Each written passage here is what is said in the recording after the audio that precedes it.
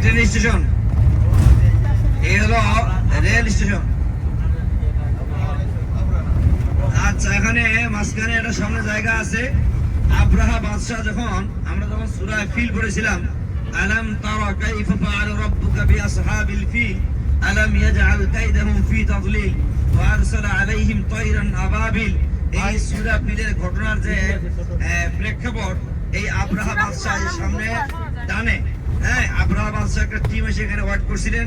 আব্রাহা বাদশাহ আসিয়া প্রথমে আব্দুল মুত্তালিবের 70 টন ধরে আইছিল।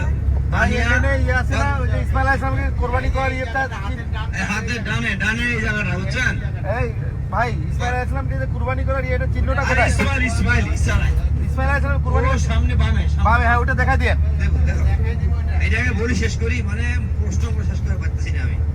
তো এই আসহাবে ফিলের ঘটনা এখানে আব্দুল মুত্তালিবের উট ধরে আনছে। কে আনছিল? আব্রাহা বাদশাহ। আব্রাহা বাদশাহ ধরে আনা পরে কইলো, ভাই এখন আব্দুল মুত্তালিব চলে আসছে, ভাই আব্রাহা আমার উটগুলা দিয়ে দে। আব্রাহা কইলো, ভাই তুমি নাকি পুরা কিরাম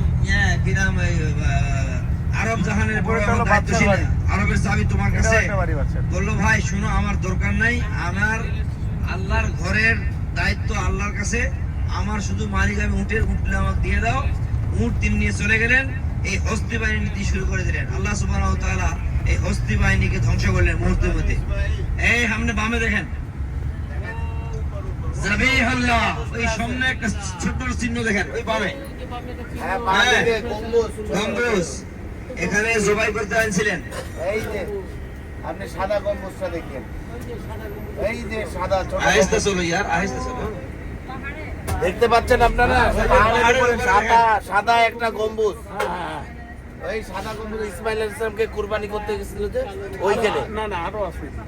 না এই যে সাদা গম্বুজটা যাবে একটু গাড়িতে গেলেই যাবে আস্তে আস্তে। দেখা পাইছেন আপনারা? আপনারা গম্বুজটা দেখতে থাকেন। ওই যে ছোট্ট বিছানা মিনারা দেখেন, অল্প না। আহা ফালাম্মা তাল্লাহু লিল জাবিন ওয়া নাদাইনাহু আন ইয়া ইব্রাহিম ক্বাদ সাদ্দাকতার রুয়া। এই দেখেন, এটার কাহিনী, মজার কাহিনী। এই কাহিনী কইলে জুমা বন্ধ শেষ যাবে।